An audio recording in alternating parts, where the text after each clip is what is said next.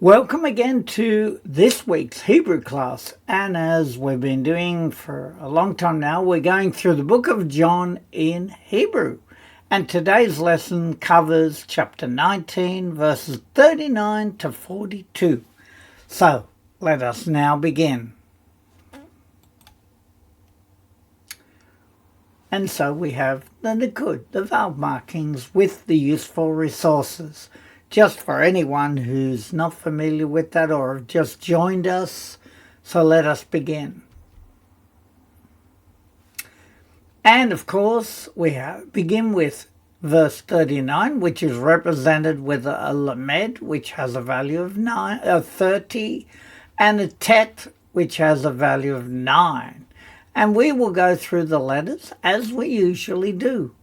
Vav, Yod, Vet, Aleph, Gimel, Mem Sofit, Nun, Kuf, Dalet, Yod, Mem, Vav, Nun Sofit, Aleph, Shin, Resh, Bet, Aleph, Lamed, Fe, Nun, Yod, Mem Sofit, Bet, Lamed, Yod, Lamed, He, Aleph, Lamed, Yod, He, Vav, Shin, Ayin. And we will begin with reading it and looking at each word. And we begin with Vayavo, and he came, because the prefix tells us that its tense is complete, so he came. Gam also, Naqdimon, which we know as Nicodemus. Asher, who, Ba, came, lefanim, before, Ba, Laila, in the night, El, to Yeshua, to Yeshua. And the English says Nicodemus also came, who earlier had come to Yeshua at night. So now we can read that. And it is Vayavo Gam Naqdimon Asher Ba Lefanim Ba Laila El Yeshua. And the usual translation again. And he came also, Naqdimon, who came before in the night to Yeshua. So we will now look at part B now, and we have a Vav, a Yod, a Vet, a Tav, Ayin, Resh, Vet, Tav, Mem, Resh, Vav, Aleph, He, Lamed, Vav, Tav, Kaf, Mem, Aleph, He, Lamed, Yod, Tet, Resh, Yod, Nun Sofit. And we read it. Vayave, and he brought. Now, this is often how you'll see he brought, which is hevi. Hevi, verb to bring, to transfer. So with a prefix that, like they got there, you could find it, and sometimes the he might be dropped off. But here they're using it like this, so we often determine it by the context of it, which sort of helps. And he brought, and then we've got ta'arovet, a mixture of. Now, I don't know if you notice that the word arev is the same structure here in the middle, arev, which as a verb means to mix or to intermingle. So therefore, it's talking about, like when it comes to naturally spices and what, it's about mixing them, right? So it's a mixture. And then we have more, which is myrrh, va'ahalot, which is and aloes. And then we have ke'me'ah, like, that's the calf, and me'ah means 100, like 100. Litrin, or it can be litras. So, if we look down here, I've given you the information here. A litra is a Roman pound, or 12 ounces, or 340 grams. Therefore, because he's got 100 of them, it's 3,400 grams of these spices, just to give you an indication, because I've looked that up. So that the English is, came to Yeshua at night, and he brought a mixture of myrrh and aloes, about 100 litras. So, now we can read that. Vayave ta'arovet mor va'ahalot ke'me'a litrin. And the translation, and he brought a mixture of myrrh and aloes, like 100 litras. And now we come to 40, which is represented with the mem. And because mem has a value of 40, if we remember. And then we go through the letters.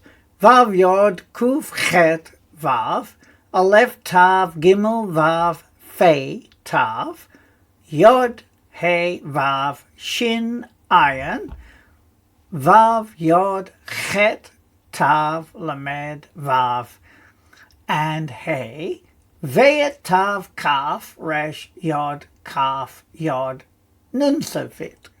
Now let's read it. Vayik chu, and the root of course is kach, which means to take. And they took, because of the prefix, and they took et grammar marker gufat. Gufat is the corpse of. It's of because the tav ending is like a contract form. The corpse of. If we look down here, the singular of that is gufa, which is a feminine noun meaning corpse or body. And then we have Yahushua. And then we have Vechateluha. Vechateluha. And wrapped it. Now the it is the hey at the end. And of course there's the prefix to tell us it's a completed action. So basically this word here, chatalu, is to wrap. Right? And then we have vetak rikin. Vetak rikin. In a shroud. So takrikin basically means burial garment or shroud. And so we have the English, which is they took the body of Yeshua and wrapped it in a burial garment. And so we will read that now. Vayikchu et gufat Yahushua vechateluha vetakrikin. And as usual, the translation, and they took, grammar marker, the corpse of Yeshua, and wrapped it in a shroud. And we come to now 40b, which says an iron, mem sofit, a hay, a veit, a sin this time, mem yod, mem sofit, kaf, mem nun, hay, gimel, hay, yod, hay, vav, daled, yod, mem sofit, lamed, ku, veit, resh, aleph, tav, mem, tav, yod, hay, mem sofit. And we read, im, which can mean with, ha, besamin. So ha, besamin, meaning spices, with the spices. If we look down here, we've got bosem, which is the same root word. Bosem is a masculine noun and it means perfume, scent, incense, or spices. And then we have ke min hag. And of course the kaf is like. And minhag is the custom. And I've put of, just to put in context, ha-Yehudim, of the Yehudim. Likvor, for burying. Now that, therefore, is like a participle, whereas down here, kaver is a masculine noun meaning grave or tomb. And then we have et grammar marker metehem. If we look at that, the root there, met, of course, means dead, right? So therefore, grammar marker, there is the hem at the end, dead. So the translation is in burial garments, with the spices according to the custom of the Jews for burying their dead. So now we can read that. Im ha besamim ke min hag ha Yehudim likvor et metehem. And the translation, again, with the spices, like the custom of the Yehudim for burying, grammar marker, their dead. And so we move now to 41. Represented with a mem and a lef, being the first letter of the alphabet.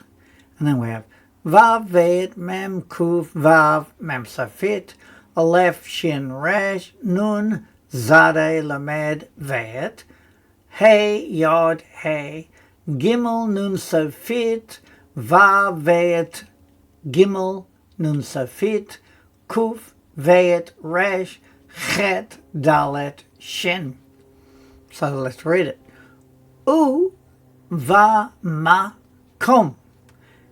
Therefore it is and in the place. Makom is place, right? Asher, where, could be where or that or which. We've picked where in context. Nitzlav, he was crucified. Haya was, or it was, gan, a garden. Uva gan, and in the garden, kever, a tomb. Chadash, meaning new. And in the place where he was crucified, there was a garden. And in the garden was a new tomb. So I've also given you salav, which is a kol verb to crucify. The nifel verb above is a passive reflective action. That's just what they call it in the grammar. So let us read that. U va makom asher nitzlav haya gan u vagan kever chadash. In the translation, and in the place where he was crucified was a garden, and in the garden a tomb, new, a new tomb, in other words. Because we remember that Hebrew often puts the adjective, or does put the adjectives after, whereas in English it's before. So that's how we know how the structure of the Hebrew is.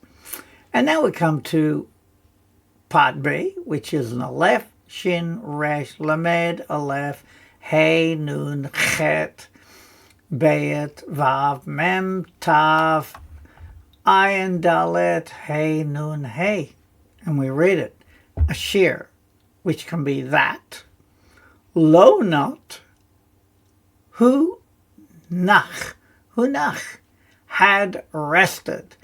And that's because we've got the kibbutz there, which tends to be had rested, right? And nach, of course, we see down here. Nach is a kol verb to rest, to lay, to place. Because that's where we get the name Noach from. And then bo, in it. This is a pronoun. It's not like to come. It is bo meaning in it. Met meaning a dead. Ad, until. He, na, here. Literally it's here. And they translate it as now. Until here or until now, right?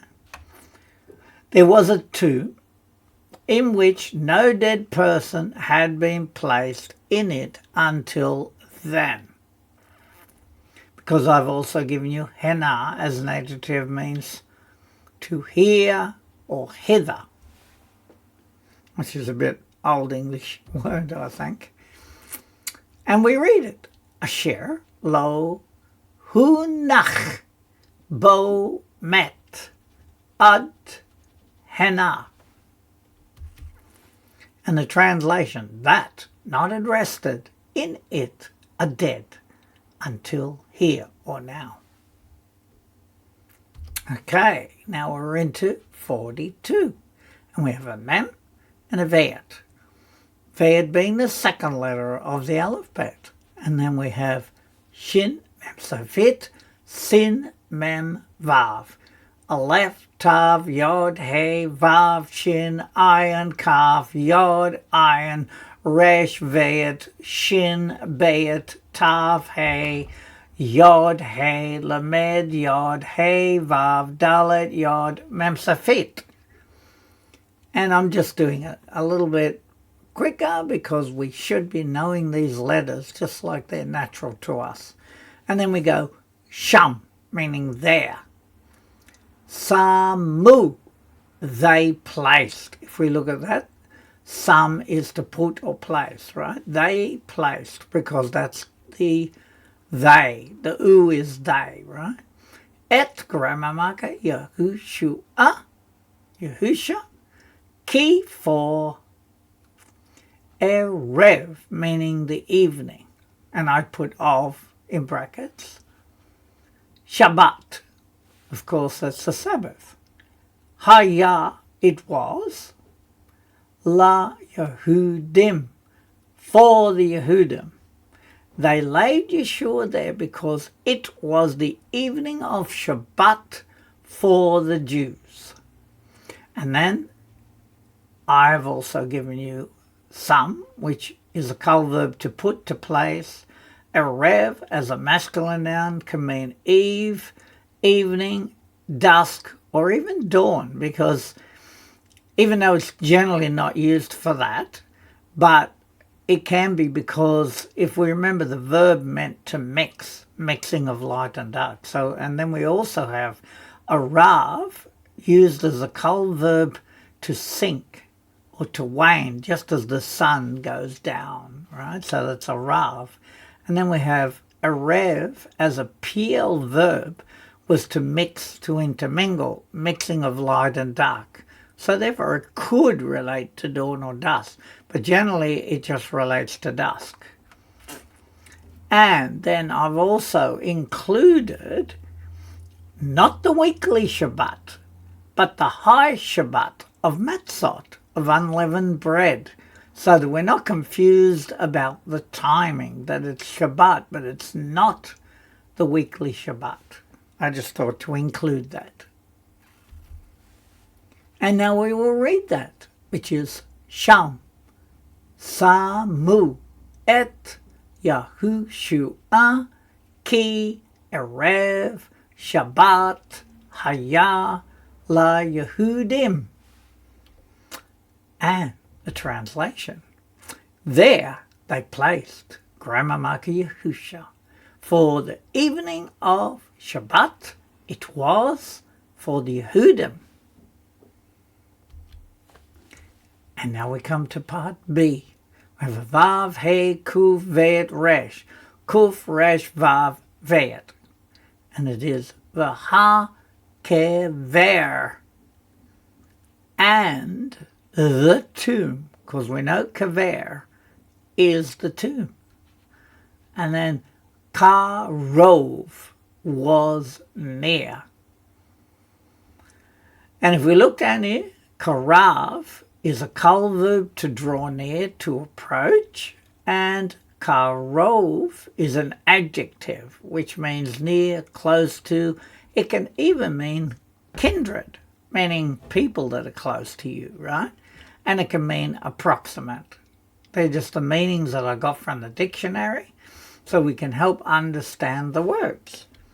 So let us read that. The ha-kver karov. Right. And the tomb was near. Right, now we move to a revision portion of these verses. And first we look. Lamed is a value of 30. And Tet is a value of 9. So we know we're in 39. And then we begin reading. Vayavo, and he came. Gum also. Naqdimon, which is Nicodemus, right? That's the Greek, I guess. This is a Hebrew, which is Naqdimon.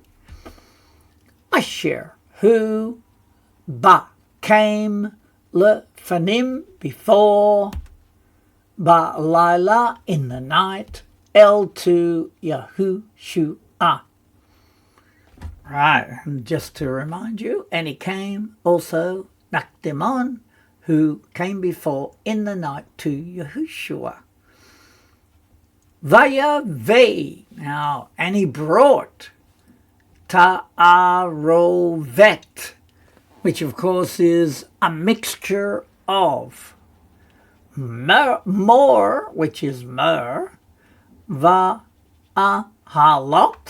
and aloes, ke'me'ah, like 100, litrin, or litra. And he brought a mixture of myrrh and aloes, like 100 litras. Then we have a mem, which is 40. We're in verse 40. Va'yikchu, and they took et, grammar marker, gufat, the body of Yahushua, ve'chateluha, and wrapped it, betakrikin, in a shroud. And they took, grammar marker, the corpse of Yahushua, and wrapped it in a shroud. And now we get im, which is with, ha-besamin, the spices, ke-min-hag, like the custom, ha-Yehudim, of the Jews, lik-vor, for burying, et metehem, meaning they're dead, with the spices, like the custom of the Yehudim, for burying, grammar marker, they're dead. And then we have Mem 40, Aleph 1. U vamakom, and in the place, asher that, Nitzlav, he was crucified, Haya, was, gan, a garden, U vagan, and in the garden, kever, a tomb, chadash, new. And in the place where he was crucified was a garden, and in the garden a tomb new, or a new tomb. Asher that lo not hu nach was rested, or had rested, bo in it met a dead, ad until Hannah, until here, or now. That had not rested in it a dead until here, or now. Here meaning time, this time, right? That's why they translate it as now. And then we have Mem 40, there 2. And then it is Sham, there. Samu, they placed. Et Yahushua, ki for Erev, the evening of, we could say, Shabbat.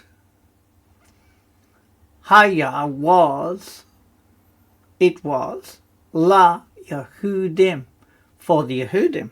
So the translation, there they placed, grammar like Yahushua, for the evening of Shabbat. It was for the Yehudim.